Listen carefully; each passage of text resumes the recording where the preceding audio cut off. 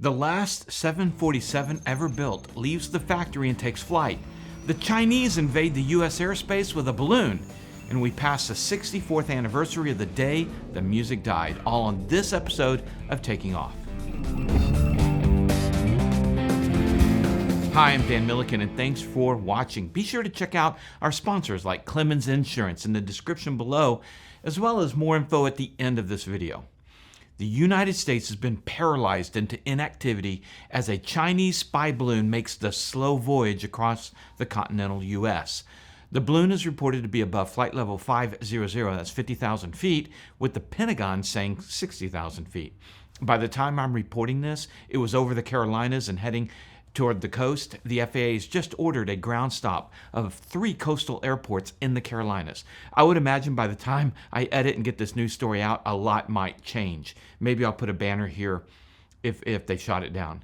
Protecting the airspace would generally mean some military action is about to happen.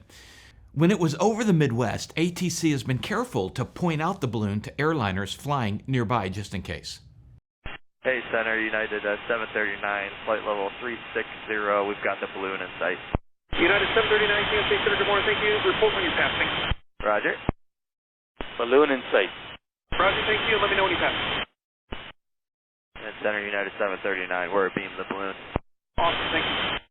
The White House reports that Biden wanted to shoot it down, but the military recommended against it because of potential collateral damage to U.S. people and property on the ground. At the time, the balloon was over Montana, the 4th largest U.S. state, encompassing over 147 million square miles. The population of the whole state is a little more than the population of Fort Worth, Texas, which means the state of Montana per land area is incredibly sparsely populated. I'm not sure what the military means, but the math just doesn't add up. Some are saying that China is testing the U.S. in its resolve. China claims it's a weather balloon that got away from them. What do you think? Drop me your opinion of what's really going on in the comments below. In the meantime, the Pentagon has confirmed a second spy balloon over South America. The social media channels have been ablaze over here in the U.S. with all sorts of memes and hot opinions, from the end of the U.S. air superiority to comments that the balloon is a non-factor. They have spy satellites overhead anyway. Regardless of where you stand politically, this has become an embarrassment to the U.S. government. But at least one pilot got a good look at the spy balloon, and you can watch his video here. We reached out to Brian Turner to get an update on what's going on with the spy balloon. Brian? Hey Dan, thank you for having me on. I understand you wanted to bring me in because you know that I am an expert in Chinese balloonery. I'll have you know that I've watched every single piece of video footage and looked at every photo of this balloon that's getting shared around the internet. I have a lot of time on my hands.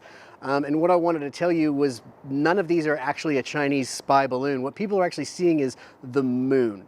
And I actually wanted to do this outside so you could see right there behind those chemtrails. You can see it's actually in the sky right now. That's not a Chinese spy balloon. It's the moon.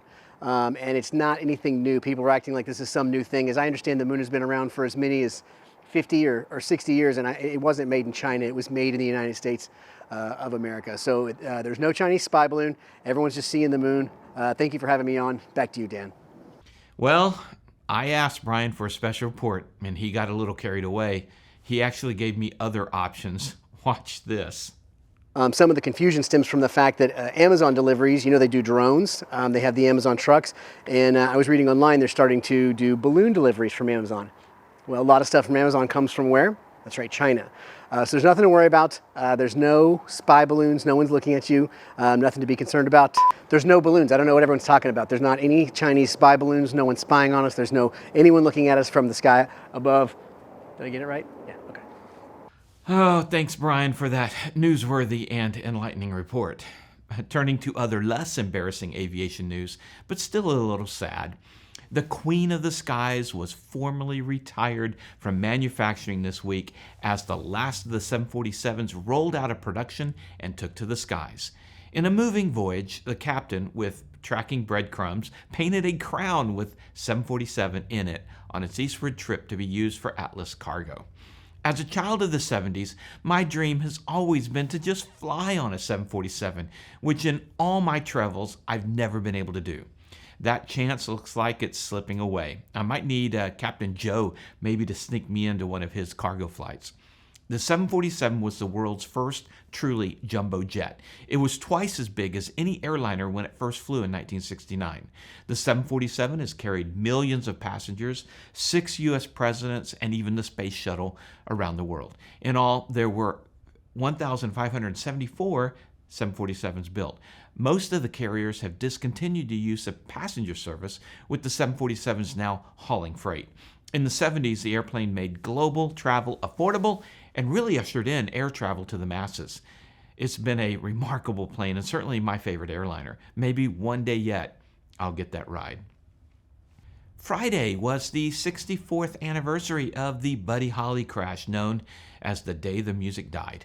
Christy Bailey and I teamed up together to give a report on why the Bonanza V-tail plane crashed on that snowy night, and you can watch that here. A lot of things were changed by that crash, including the notifying of family before names were released. Buddy Holly's wife and parents learned of his death from news reports. Another outcome was the FAA creating the Part 135 section, ratcheting up the safety rules for small charters offering seats to the public. A lot has changed in 64 years, and unfortunately, a lot has not. The pilot flew into conditions above his skill level, and that still happens today.